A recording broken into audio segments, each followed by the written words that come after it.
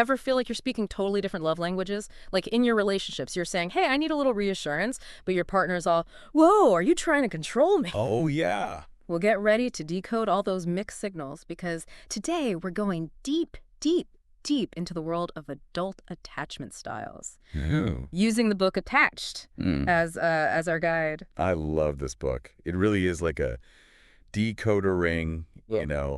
for relationships, for Mhm. understanding those patterns, the ones that just keep playing out in like our closest relationships. It's so true. It's like suddenly understanding why you and your partner just keep bumping heads. Hmm.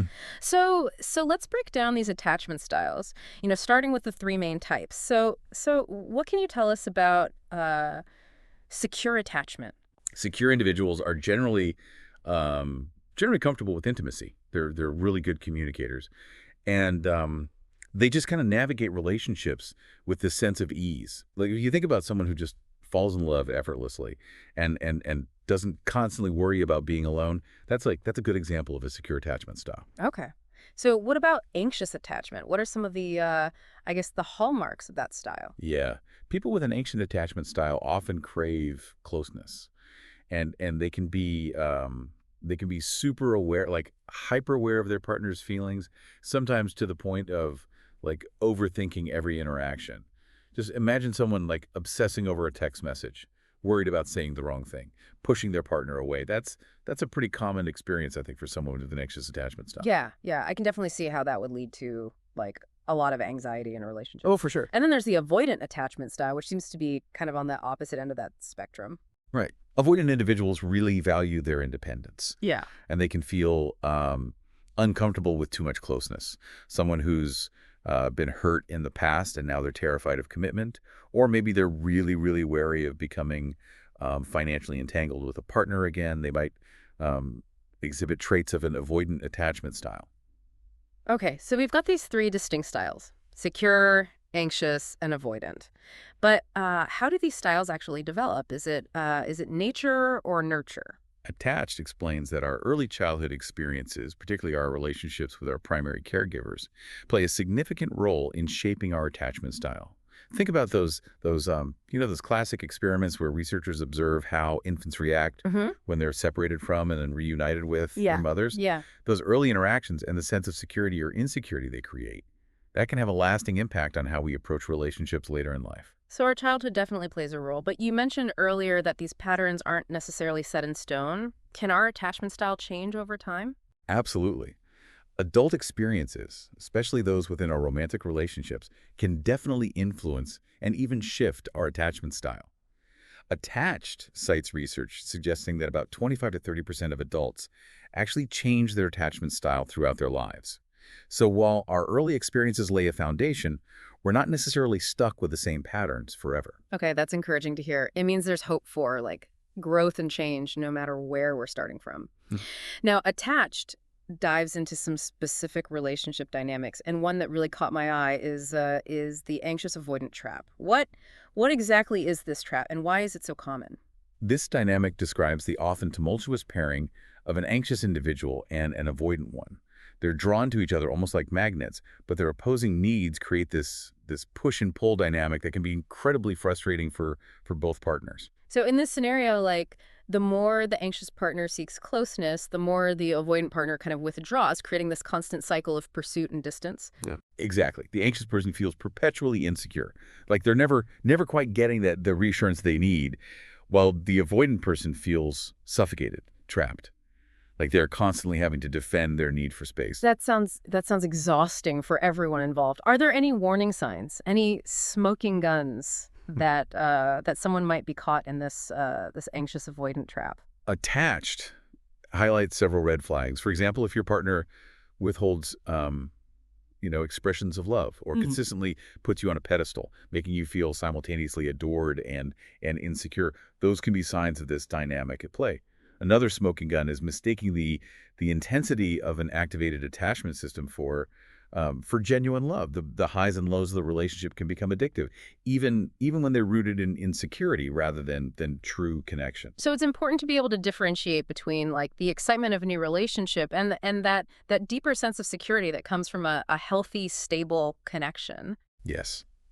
And that brings us to a really crucial concept from Attached, the idea of a secure base. I've heard that term before. What exactly does it mean to have a secure base in a relationship? Think of it as that feeling of knowing that your partner like has your back no matter what. It's that safe haven where you can feel completely yourself, knowing that you're, loved and accepted unconditionally. Having a secure base allows both partners to thrive, to venture out into the world with confidence, knowing they have someone to rely on. That makes sense, like having that solid foundation that allows you to grow and explore without fear. But I'm curious about something. Isn't there a risk of becoming like too dependent on your partner if you have that kind of secure base? That's where the dependency paradox comes in, which Attached explores in detail. It might sound counterintuitive, but true independence actually thrives when we have a secure base to fall back on. It's like this. When we know we have someone reliable to depend on, it frees us up to take risks, to pursue our goals, and to become, our most authentic selves. So it's not about like clinging to your partner for constant reassurance, but rather knowing that they're there for you if you need them, which allows you to venture out with more confidence. Exactly. And Attached cites some fascinating research to back this up. For example, in one study, married women who were about to receive electric shocks, they reported feeling less pain when they knew their husbands were nearby. Wow, that's a powerful illustration of how a secure base can literally like buffer us against stress and discomfort. It seems like clear, honest communication is key to building that kind of security in a relationship, wouldn't you say? Absolutely. Communication is essential in any relationship, but it's especially critical when partners have different attachment styles. Learning to express your needs directly without blame or judgment, and actively listening to your partner's perspective, Right. even when it's different from your own, that can make a world of difference. And sometimes even with the best communication, you discover that you're simply incompatible. Right, Right. right. Attached highlights a couple, Lauren and Ethan, who were initially drawn to each other, but realized through open and honest communication that their core needs and expectations from a relationship, they were just fundamentally different. And while it was painful to acknowledge their incompatibility, Yeah. that open communication ultimately saved them a lot of heartache down the line. So sometimes honest communication leads to a happy ending, Right. and sometimes it leads to a necessary ending. But either way, it's essential for navigating those, relationship complexities. Now, conflict is something that seems inevitable in any relationship. Does Attach offer any advice on how to handle disagreements in a way that strengthens the bond rather than weakens it? It does. The book outlines five secure principles for dealing with conflict. First, and perhaps most importantly, is showing basic concern for the other person's well-being, even in the midst of a disagreement. It's Yeah. about remembering that your partner is not your enemy, but someone you care about and want to understand. That's a great reminder. It's easy to get caught up in the heat of the moment and forget that we're on the same team. What are some of the other principles for secure conflict resolution? The second principle is staying focused on the specific problem at hand, rather than letting the conversation spiral into a laundry list of past grievances. So no bringing up that time your partner forgot your anniversary 5 years ago. Exactly. The third principle is avoiding sweeping generalizations, like saying you always do this or you never do that. Those kinds of statements can make your partner feel attacked and defensive, which is never helpful for resolving conflict. Makes sense. What's next?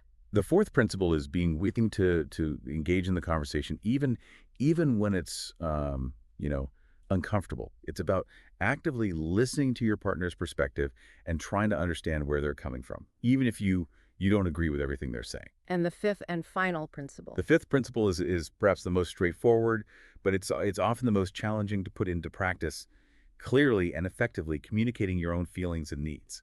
It's about being honest with yourself about what you're experiencing and expressing those feelings to your partner in a way that is both vulnerable and assertive. So it's a delicate balance between being open and honest about your needs without blaming or attacking your partner. Exactly. Attached provides some relatable examples from couples who have successfully navigated conflict using using these secure principles. These stories demonstrate that conflict, when handled effectively, doesn't have to be destructive. In fact, it can be an opportunity to deepen intimacy and understanding in a relationship. Okay, so attached gives us this framework for understanding ourselves and our partners better in the context of these different attachment styles. But I'm curious about how we actually like put this knowledge into action. Well, the book includes a really helpful tool, a Yeah. series of questionnaires designed to help you determine your own attachment style and that of your partner. So it's like having a personalized roadmap for understanding your relationship dynamics. Exactly. It can be really eye-opening to see yourself and your partner through the lens of attachment theory. It can explain why certain patterns keep repeating and provide insights into how to break free from those unhealthy cycles. I'm definitely intrigued to learn more. Yeah. But for now, I think we need to take a quick break. When we come back, we'll dive deeper into each attachment style, exploring the specific challenges and opportunities they present in relationships. Stay tuned. Welcome back. Before the break, we were talking about those aha moments that come with understanding your attachment style and the styles of the people, like you're closest to. Yeah, like suddenly having a new language Yeah. to understand those relationship patterns, the ones we just repeat without realizing it. Right. For example, in Attached, there's that story of Emily, who becomes convinced her boyfriend David is watching like internet porn and flirting with other women while she's at work. Oh yeah, Emily's experience really highlights the intensity and challenges that can come with an anxious attachment style. She seems so convinced that like David's behavior is this direct threat to their relationship. Yeah. It's important to remember that people with an anxious attachment style, they tend to have this like highly sensitive radar for anything that might signal a potential threat to the relationship. Yeah. So while their anxieties might feel overwhelming at times, they are often picking up on, subtle cues and shifts in the dynamic. So it's not just all in their head. Right. They're actually attuned to like these nuanced changes in their partner's behavior. Does Attach talk about like how someone with an anxious attachment style can manage these anxieties? It does. The book offers this really helpful analogy to explain how the attachment system works. Okay.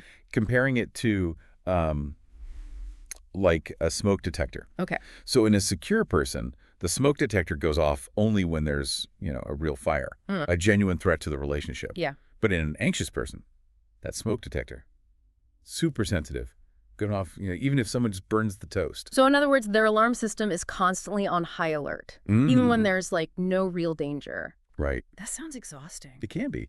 Attached breaks down kind of the different zones we might experience in our attachment system. So the secure zone is like that sweet spot where we feel safe and connected. Yeah. But when a perceived threat, kind of appears, our attachment system, it gets activated. Mm. And we move into like the protest behavior zone. What happens in the protest behavior zone? That's when we might see behaviors like, clinging, excessive reassurance seeking, or even withdrawing, Yeah. and a way to protect ourselves from potential hurt. Oh, Think back to Emily. Mm. Her anxieties about David's perceived infidelity yeah. were triggering her protest behaviors. It's like her brain was doing everything it could to regain that sense of like safety and security in the relationship. Exactly. But if those efforts fail and the perceived threat continues, we might slip into the danger zone. Ooh. And this is where those anxious thoughts and feelings really Yeah. take over, and we can become overwhelmed by fear, sadness, or anger. So the key is to try to stay in that secure zone as much as possible. But for someone with an anxious attachment style, that can be a real challenge. For sure. Does Attached offer any strategies for like finding that relationship comfort zone? The book emphasizes the importance of understanding how your attachment system works and recognizing those triggers that send you into that protest behavior zone. Yeah. One strategy is to communicate your needs Okay. clearly and directly to your partner without blaming them for, your anxiety. So instead of saying like you're making me anxious by not responding to my texts, Right. you might say something like I feel a little insecure when I don't hear from you for a while. Would it be possible to like check in with me more often? Yeah, exactly. It's about owning your feelings and expressing them in a way that invites connection rather than pushing your partner away. Right. And speaking of partners attached, suggests that one of the most effective ways to create a more secure relationship is to partner with someone who has a secure attachment style. It's like they can like provide that calming presence that helps soothe the anxieties of the anxious partner. Mhm.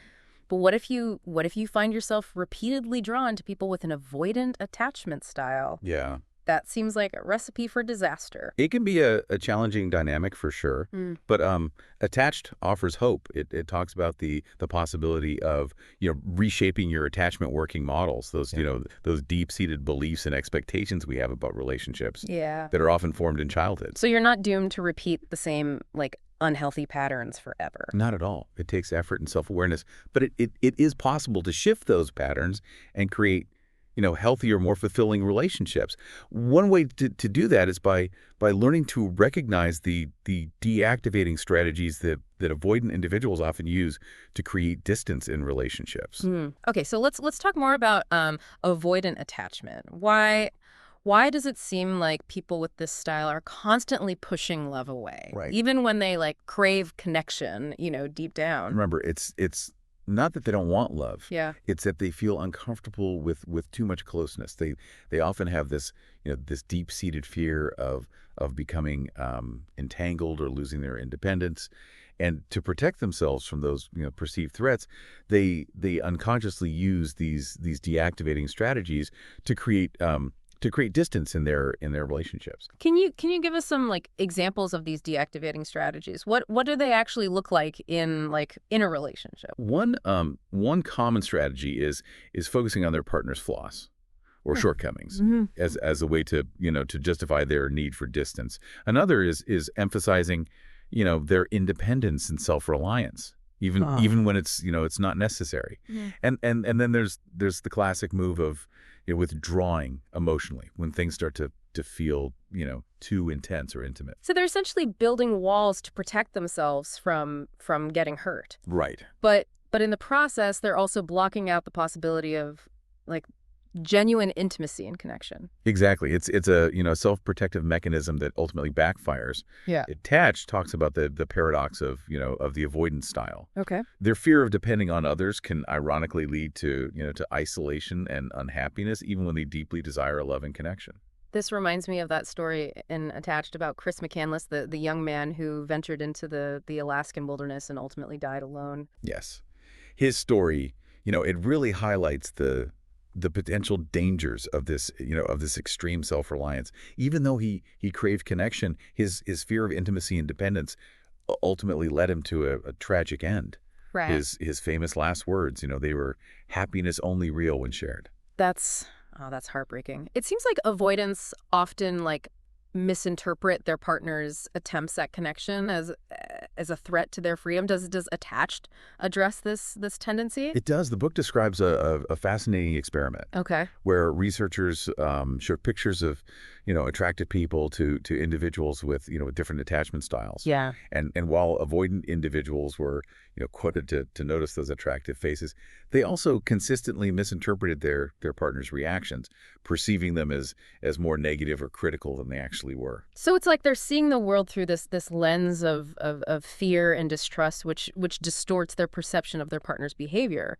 Exactly. And this tendency to misinterpret their partner's actions can create a lot of conflict and misunderstanding in the relationship. So is there hope for avoidance? Can they learn to like let down their guard and embrace intimacy without feeling threatened? Attached is optimistic. The book provides what it calls a coaching session with 8 specific strategies to help avoidance stop pushing love away. One key strategy is learning to recognize those those deactivating strategies when they're happening. Another is shifting their focus from self-reliance to mutual support. Embracing the idea that depending on someone doesn't have to mean sacrificing their independence. That's that dependency paradox again. It seems like a real like mind shift for someone with an avoidant attachment style. It can be, but with self-awareness and effort, change is definitely possible. Attached also highlights the importance of finding a secure partner, someone who can model healthy communication and connection, helping the avoidant individual feel safer and more comfortable with intimacy. So it's a combination of like internal work and finding the right partner Right. who can provide like a sense of safety and security. Exactly. Now let's switch gears and talk about those relationship unicorns, the secure. They make relationships look so easy. Right. They seem to like effortlessly navigate the ups and downs of love, without all the drama and Well, turmoil. they're not necessarily magical creatures, Yeah. but they do offer valuable insights into what makes relationships thrive. Mm. And while they might seem less common, because they don't tend to seek therapy as often, Right. attached reminds us that secure individuals actually make up the majority of the population. That's reassuring. So what's their secret? Are they just like born with this superpower of secure attachment? Well, while those early bonds with caregivers, they do lay the foundation. Hmm. Attached emphasizes that adult experiences also play a role in shaping our attachment style. Okay, so what makes securers so good at relationships? What can we learn from them? One of their most defining characteristics is their ability to communicate effectively. Okay. They express their needs clearly and directly. They listen attentively to their partners, and they don't become overly defensive when conflicts arise. It's like they like speak fluent relationshipese. Yeah. What else sets them apart? They're also incredibly skilled at resolving conflicts. They don't shy away from disagreements, but they approach them with respect and a genuine desire to understand their partner's perspective. And they're quick to forgive and move on from those disagreements. Yes. Yeah. They don't hold grudges or dwell on, past hurts. They understand that conflict is a natural part of any relationship, and that working through those challenges together can actually strengthen the bond. That sounds like a dream come true. It makes me wonder if you're not a secure individual, can you learn these skills? Can you transform into a relationship unicorn? Absolutely. Attached emphasizes that we can all cultivate those secure behaviors and mindsets, even if we didn't have the most secure upbringing. So how do we do that? How do we like tap into that secure superpower? The book highlights three key behaviors that create a secure base for our partners: being available and responsive to their needs, checking in with them regularly, and offering comfort and support when they're struggling. Those sound like simple actions, but I imagine they take like conscious effort and practice, especially if you're not naturally inclined towards those behaviors. You're right. It's not always easy, but it's definitely worth the effort. And one of the most encouraging things Attach points out is that when a secure person partners with someone who's anxious or avoidant, they can actually help their partner become more secure over time. It's like their security is contagious. Exactly. So even if you're not starting from a secure place, being in a relationship with a secure person can be incredibly healing and transformative. Yeah. That's such a hopeful message. It means that we all have the potential to create, more fulfilling and secure relationships regardless of our attachment style. But I'm curious, what happens when those relationship red flags they turn into deal breakers? When do you know it's time to walk away? Especially when those anxious avoiding patterns just keep repeating. That's a really important question, and Yeah. the one that Attached addresses directly. We'll dive into the sometimes painful but necessary process of breaking up in the next segment. So stay tuned. So we've been talking about the different attachment styles and, the dynamics they create in relationships. Right. But it's important to remember that, not all relationships are meant to last. What happens when those red flags we discussed like become deal breakers? How do you know when it's time to walk away? Attached dedicates a whole chapter to this topic called when abnormal becomes the norm, which really resonated with me. It can be incredibly difficult to recognize when a relationship has crossed that line, Yeah. especially if you're caught in that push and pull of the anxious avoidant trap. It's like you're so focused on trying to make things work that you like become blind to those glaring signs that something's like fundamentally wrong. Exactly. The book uses the story of Marcia and Craig to illustrate this point.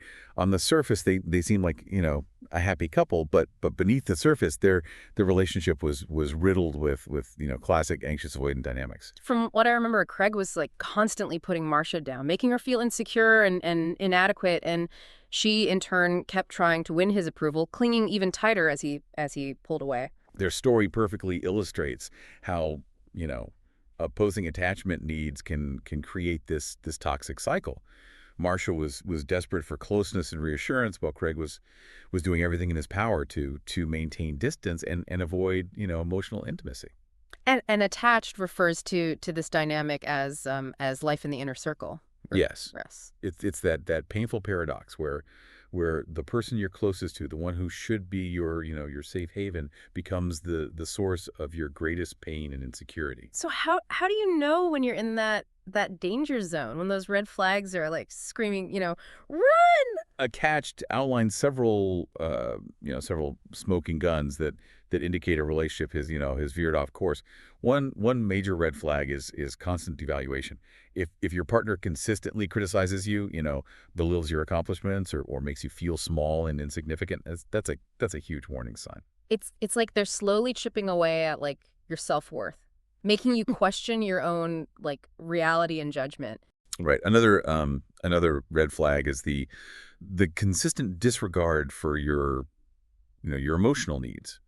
If you express your need for, connection, reassurance, or support, and your partner consistently dismisses those needs or makes you feel needy or clingy, that's a sign that the relationship is not meeting your fundamental needs. And what about that emotional roller coaster we talked about earlier? Yeah. Is that a red flag too? Absolutely. The anxious avoidant trap can create this cycle of intense highs and lows that become almost addictive. Right. You get those brief moments of connection that feel incredibly intoxicating. Yeah. But they're always followed by periods of distance and rejection that leave you feeling devastated. So even when, like intellectually that the relationship isn't healthy, Right. it can be like so hard to break free from that cycle because those intermittent bursts of connection Right. can feel so powerful. Exactly. And that's where the rebound effect comes into play, which Attached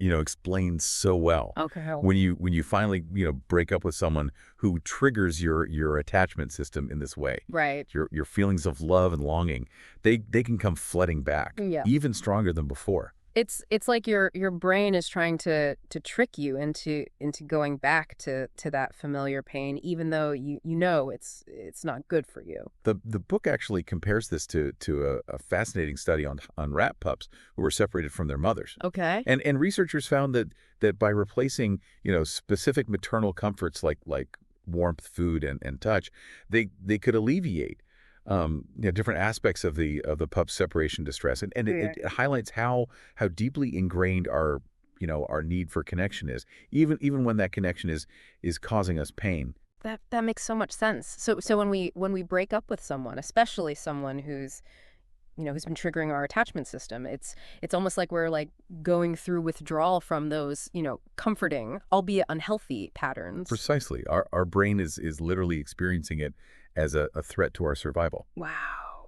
Which is why breaking up can be so incredibly difficult. Yeah. Especially for those with an anxious attachment style. So what can you do to break free from that anxious avoidance cycle and move towards, healthier, more fulfilling relationships? Does Attached offer any guidance? It absolutely does. The book provides nine strategies for surviving a breakup, and the first and perhaps most important is recognizing that you deserve to be treated with respect and care.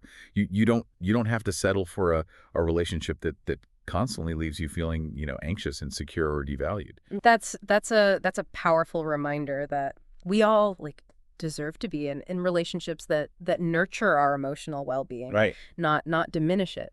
What are some of the other strategies Attached suggests? One strategy is to actively work on deactivating your attachment system.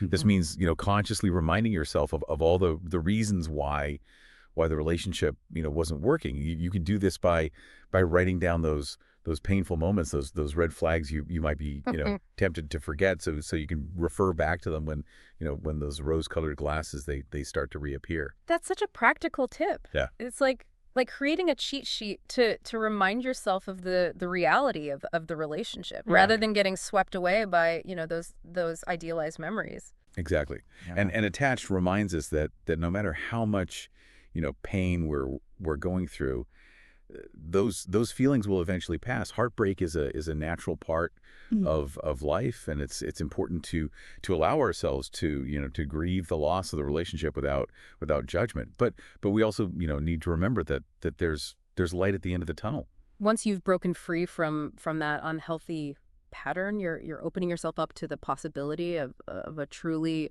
fulfilling and secure relationship with someone who can meet your needs and appreciate you for who you are. Exactly. Yeah. And attached gives us the tools and insights to make that happen. So if you're feeling lost and confused in your relationships, like you're speaking different love languages, I highly recommend checking out Attached. It's full of eye-opening information and actionable advice that can transform your love life. Yeah, understanding your attachment style is the first step towards creating healthier, happier relationships. And this deep dive is just the beginning of that journey. As you navigate the world of love and connection, pay attention to your own patterns and those of the people you're drawn to. You might be surprised at what you discover, and who knows, maybe you'll even find yourself, becoming more secure, not just in your relationships, but in life itself. Because ultimately, true security comes from within. That's all for this deep dive. Thanks for joining us.